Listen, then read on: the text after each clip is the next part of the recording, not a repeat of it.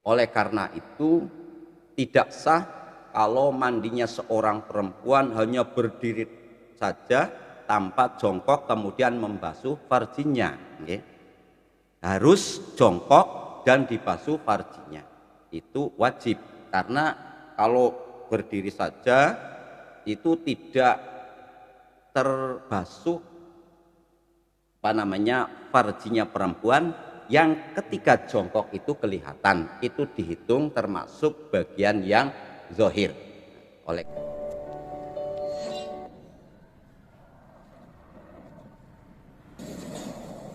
Assalamualaikum warahmatullahi wabarakatuh. Waalaikumsalam warahmatullahi. Bismillahirrahmanirrahim. Alhamdulillahirabbil alamin wassalatu wassalamu ala asrofil anbiya'i wal mursalin wa ala alihi washabbihi ajmain. Amma ba'du. Para pemirsa semuanya, berjumpa lagi dengan kami Forum Komunikasi Penyuluh Agama Islam Kantor Urusan Agama Kecamatan Sidarja, Kantor Kementerian Agama Kabupaten Cilacap, dalam acara rutin kita, kajian kitab Fathul Mu'in. Pada hari ini kita akan melanjutkan kajian ini yang akan disampaikan oleh narasumber kita. Beliau Bapak Kiai Ahmad Awwaluddin Latif, salah satu penyuluh yang ada di Kementerian Agama Kabupaten Cilacap. Para pemirsa, langsung saja kita temui beliau. Assalamualaikum warahmatullahi wabarakatuh, Pak Kiai. Waalaikumsalam warahmatullahi wabarakatuh. Apa kabar Pak Kiai? Alhamdulillah sehat walafiat, bisa berjumpa kembali dalam acara kajian rutin Fathul Mu'in, semoga bermanfaat. Hari ini kita akan membahas apa Pak Kiai? Kajian kita kali ini insya Allah kita bahas tentang masalah fardunya mandi, sunatnya mandi, dan hal-hal yang lain yang berkaitan dengan mandi. Oke para pemirsa, kita simak bersama. Kajian ini sangat penting sekali bagi kita semuanya, karena ini adalah hal-hal yang terjadi di keseharian kita yang berkaitan dengan mandi wajib, mandi sunat, dan rentetannya. Oke, para pemirsa, langsung saja kita simak kajian ini, kaji sampai selesai supaya kita tidak gagal paham. Langsung aja, silahkan Pak Kiai. Assalamualaikum warahmatullahi wabarakatuh. Waalaikumsalam warahmatullahi wabarakatuh. Para pemirsa yang kami hormati, kajian kita kali ini adalah membahas tentang fardunya mandi. Tentunya mandi yang wajib. Wa farduhu ayil ghusli syai'ani ahaduhuma niyatu raf'il jinabah. Fardunya mandi itu hanya ada dua. Yang pertama adalah niat. Yang kedua adalah ta'mimu dhahiri badani, meratakan air ke seluruh badan anggota tubuh bagian yang zahir. Tapi sebelum itu, fardunya mandi itu ada dua. Perlu dipahami bahwa jikalau anggota badan kita terkena najis ainiyah, najis yang tampak oleh mata, maka sebelum kita melakukan mandi wajib harus kita sucikan dulu. Harus kita sucikan dulu sebelum kita melakukan aktivitas mandi wajib. Semisal biasanya sebelum kita mandi kita qadil hajat, baik itu buang air kecil maupun buang air besar. Sebelum kita melakukan mandi, maka wajib hukumnya untuk istinja dulu, cebok dulu, kemudian setelah suci baru kita melaksanakan mandi. Yang pertama adalah niat. Ada banyak varian untuk tata cara niat dalam mandi wajib. Untuk orang yang terkena hukum janabah atau jinabah, itu niatnya adalah dengan cara banyak, antara lain niat raf'il janabah atau raf'il jinabah. Untuk orang yang baru selesai dari haid, itu niatnya dengan niat raf'ul haid, yang dimaksud menghilangkan janabah, menghilangkan haid, tapi yang dimaksud adalah menghilangkan hukum janabah atau hukum haid. Pengertian janabah itu adalah masdar dari kata madi janubah. Ya, kalau janubah yajnubu, masdarnya janabatan atau boleh jinabatan, kemudian orangnya bahwa junubun. Junubun termasuk kalau dalam ilmu nahwu kategori sifat musyabbihah. Dari segi lughat, janubah itu maknanya adalah menjauh. Jadi orang yang terkena hukum jinabah yaitu orang yang tidak suci karena mengeluarkan sperma, air mani, atau melakukan hubungan seksual, itu orang itu terkena hukum jinabah. Orangnya namanya junubun, orang yang junub. Jadi orang yang terkena hukum jinabah. Oleh karena itu dikatakan demikian, dari kata janubah itu maknanya menjauh. Orang yang terkena hukum jinabah itu harus menjauh dari hal-hal yang melakukan aktivitas ibadah seperti sholat, membaca Al-Quran, dan yang lain yang mengharuskan untuk bersuci. Kenapa kok dinamakan junub?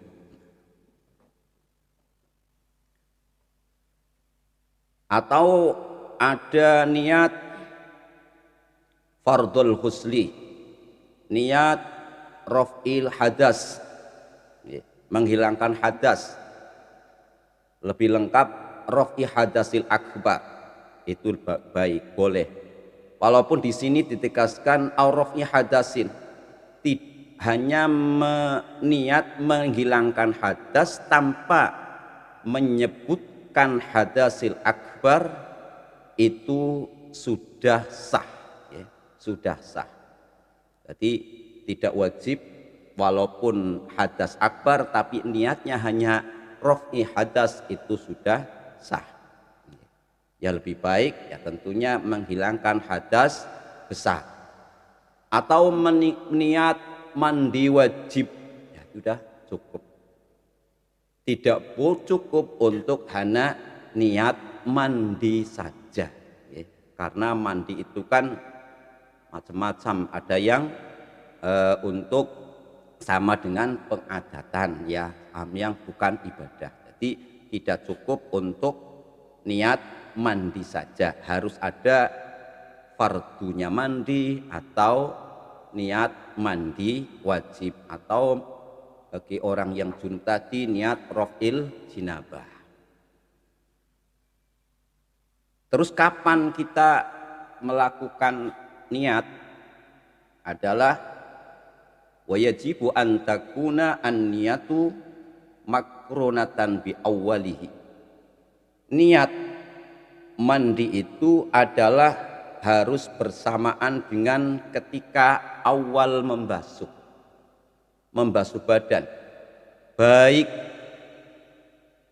badan di bagian atas, tengah ataupun bawah. Pokoknya begitu air pertama kali mengenai tubuh, kita niat, terserah tengah, bawah ataupun atas.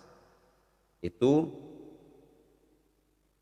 semisal kalau terlanjur menyiramkan air bagian bawah kok belum niat, ya nanti diulang lagi. Jadi pertama kali yang dihitung adalah ketika kita niat. Nah, niat bersamaan dengan mengalirkan air ke tubuh. Yang kedua adalah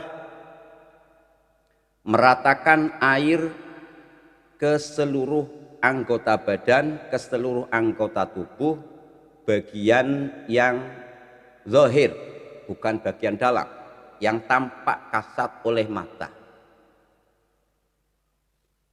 Ya, termasuk adalah kuku, di bawah kuku itu termasuk anggota zahir. Kemudian termasuk lagi adalah farjinya perempuan itu ketika jongkok kan kelihatan, ya. Bibirnya wanita itu ketika jongkok itu termasuk bagian zahir. Oleh karena itu tidak sah kalau mandinya seorang perempuan hanya berdiri saja tanpa jongkok kemudian membasuh farjinya, ya. Harus jongkok dan dibasuh farjinya, itu wajib. Karena kalau berdiri saja itu tidak terbasuh farjinya perempuan yang ketika jongkok itu kelihatan, itu dihitung termasuk bagian yang zahir. Oleh karena itu sekali lagi sangat penting kalau wanita mandi wajib itu harus jongkok dan membasuh, mengalirkan air ke farjinya. Kemudian juga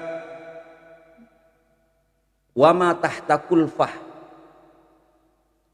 di dalam kulfah. Kilfah itu cara Jawane ikut. Kadang ngaji ikut niku nopo adalah orang yang belum sunat. Nah, itu belum sunat, ya. Belum kater nopo bahasa Indonesia nopo nggih. Bahasa Indonesia nopo nggih. Kalau ngaji teng kitab-kitab niku maknane ikut. Nah, ikut bukan ikut melu nggih, ikut nggih. Kiai-kiai niku sanate ngaji nggih wama tahtakul fatin lan ing dalam ngisor-ngisor ikut. Nggih, bukan maknane ikut melu nggih. Berarti ikut itu di bawah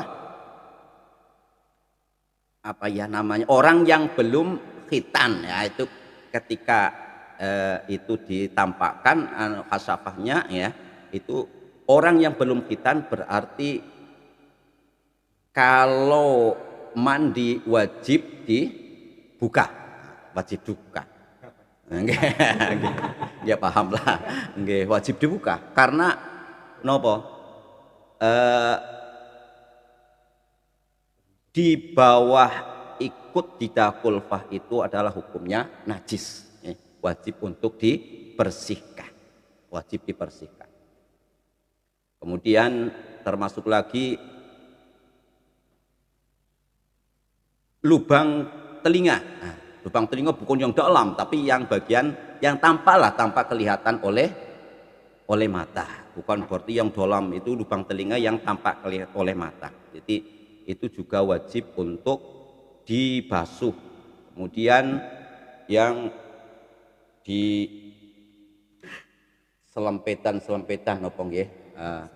Sempitan di ketiak, kelek dan itu wajib untuk dibasuh. Dan juga perlu diperhatikan, kadang-kadang sering terjadi kalau mandi itu biasanya kalau hanya harus diangkat kakinya, ya. Tidak hanya biur saja, nanti bawah telapak kaki itu kalau tidak diangkat itu tidak terkena aliran air. Oleh karena itu harus diangkat bawah telapak kaki. Ini juga harus diperhatikan. Kemudian air yang gunakan untuk mandi adalah air yang suci dan mensucikan. Oleh karena itu,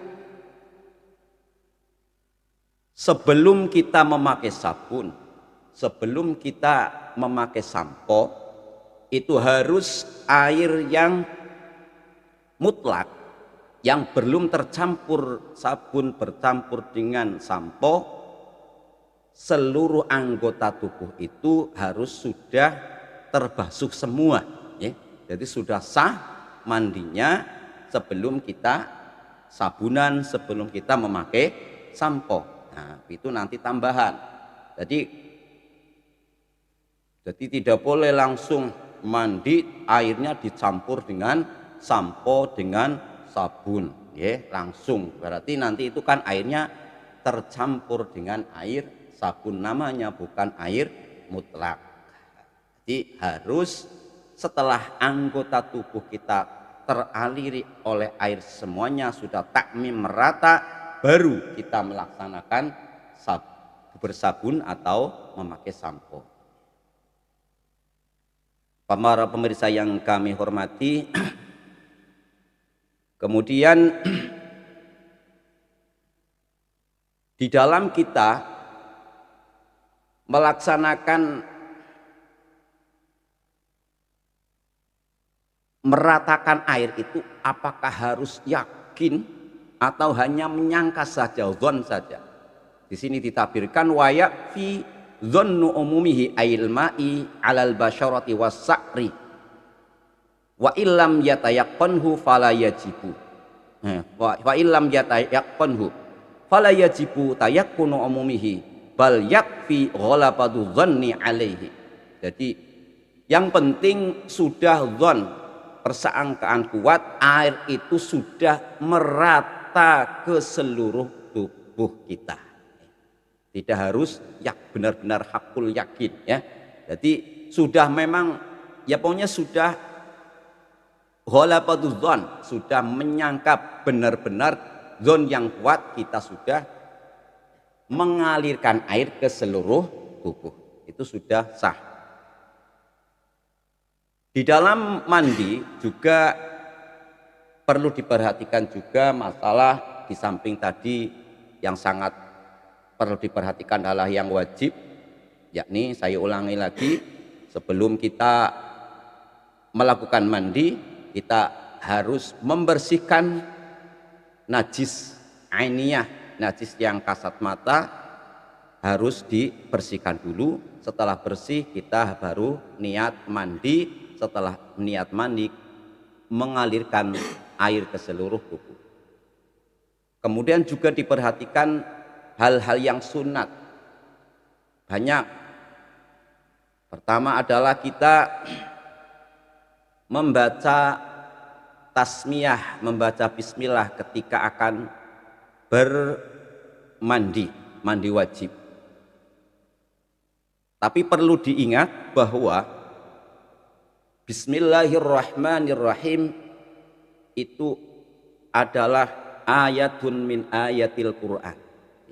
Salah satu ayat dari ada ayat-ayatnya Quran.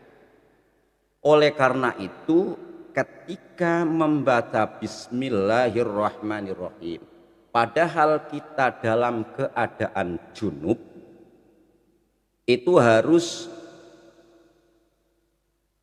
tidak boleh untuk niat qiraah, tidak boleh untuk niat membaca Al-Quran.